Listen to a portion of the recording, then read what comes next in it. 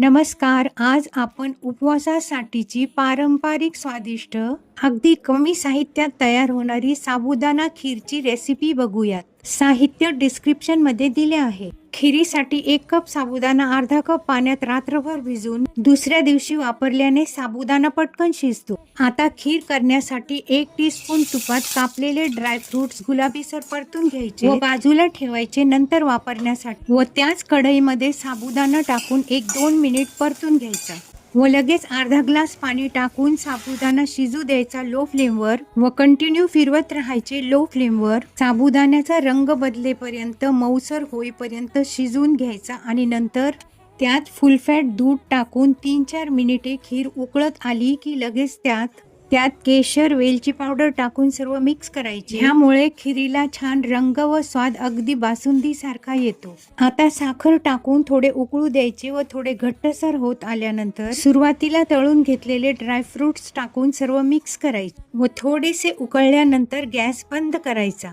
छान चविष्ट सोपी साबुदाणा खीर रेडी. उपवास असो किंवा नसो, गोड पदार्थ म्हणून खाता येणारी, गरम किंवा थंड दोन्ही रूपात खूप छान लागते. तुम्ही पण बनवा, आवडीने खा. धन्यवाद.